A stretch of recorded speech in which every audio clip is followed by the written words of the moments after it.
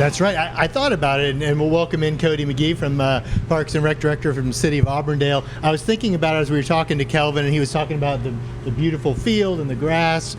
So we've got him on one end. We've got Rob Seitz on the next, talking about his huge event out here on the baseball fields. You got a lot of pressure, Cody. I mean, these are two big clients, and they're coming. We got to keep this grass looking green. You have a lot of pressure on you, but great job. Everything looks amazing out here. But we sandwich you in between two big clients there.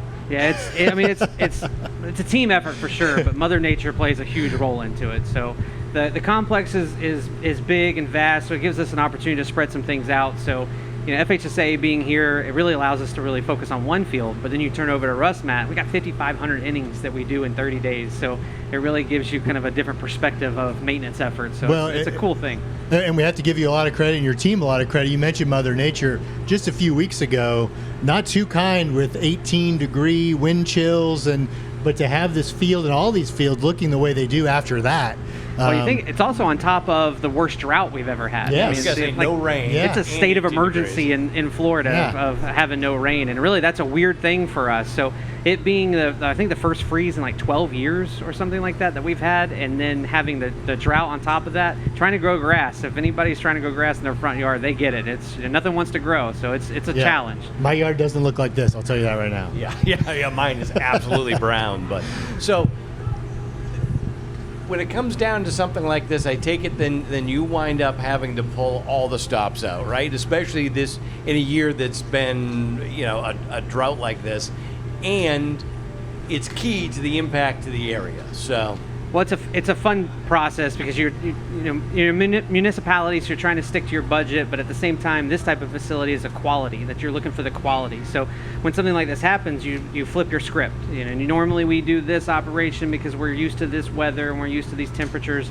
But when Mother Nature changes her mind, then we got to come in and try to do some different things. So you get creative, you call in all the experts, and you say, this is where we're at, this is where we want to be, this is our time frame, and then we just put our heads together and figure out how to get it done and try to make a good quality experience. I mean, it's for those players out there. You want them to remember this day. This is an important piece, so we want the facility to look good. Well, and we talk about it all the time. It all comes down to partnerships. All of our municipalities around the county are amazing partners, but we talk about Auburndale as that model partnership, and you all are no strangers to being on this grand stage. FHSAA right now, Russ Mat, who we'll talk to in just a few minutes.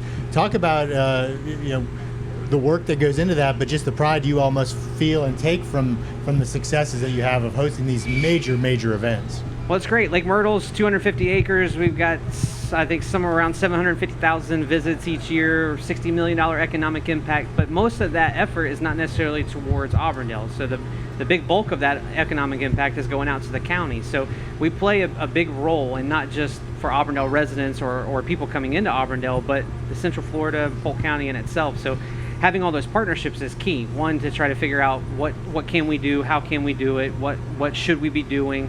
And then being able to say, hey, we're in trouble, we need help, or you're in trouble, let us come help. So it's a really good family to be in. All the Parks and Recs work together. Obviously, Visit Central Florida Sports works great with us. So, we always say our tagline is if it's good for the county, it's good for us. If it's good for the city, it's good for the county. And that's kind of how we operate.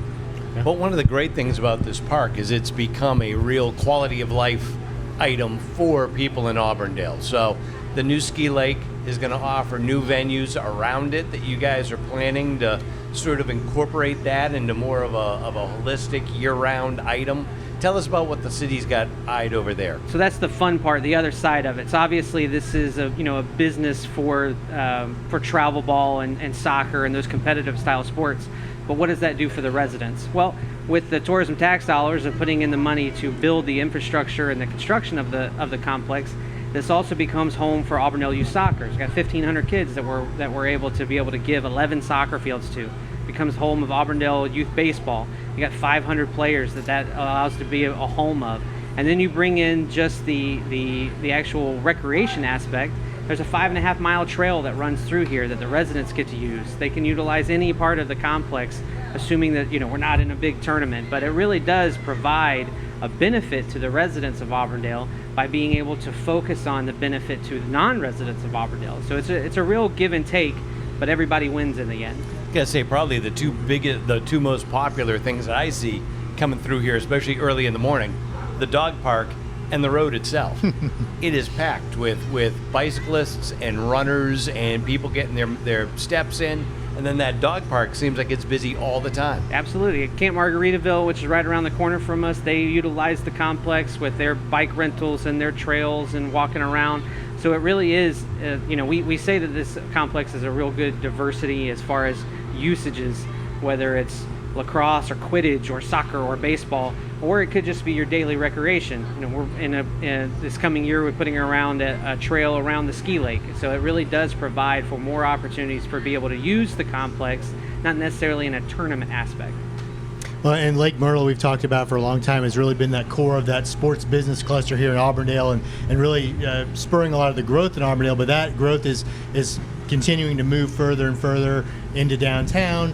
Now you have Haven Coffee that's open downtown, but also on the City of Auburndale side, a beautiful new facility. Talk about the new meeting center and special events center right there on the lake. Yeah, Lake Ariana Park and the Lake Ariana Civic Center, be able to go in and spend a pretty good chunk of change, $20 million, to be able to revitalize a park that had a lot of old structures, but Max Beach being that park is really, really important to the recreation of Auburndale. It's been there for years and years and years, a real staple for the residents of Auburndale. So to be able to go in and try to revitalize something, building a brand new, beautiful 20,000 square foot building to be able to use for conferences or birthday parties or whatever dreams may come, it gives us an opportunity to be able to invest in residents and county residents alike, to be able to have a nice facility to rent. But then you also have the recreational side, where it's a park space, it's the boat ramp, it's the pavilions. There's going to be kayak rentals, there's volleyball rentals, there's volleyball courts. There's a lot of fun stuff that your average resident or average person can come up and park and just be able to have fun. So, you're seeing that growth and that revitalizing those different older facilities and the new facilities. Look at Lake Myrtle itself, it's 250 acres, but we've been building Lake Myrtle since '09. So it's been a lot of add-ons for sure.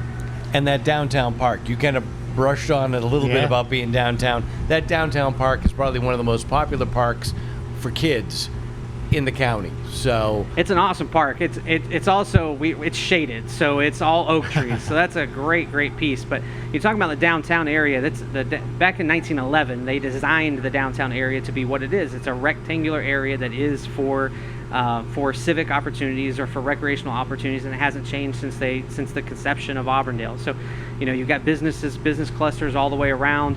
In the next 5 years, you're going to be adding in a splash pad and pickleball courts and a dog park and skate park. And so there's a lot of things that are going on, a lot of cool stuff. But we never stop. It's always something. And it's got to be the fact that this town is growing so fast to keep up with those amenities. Mm-hmm. Well, you think about that, we've broken records, I think, the last 2 years in Polk County, where we have like 30,000 new residents come in the last year.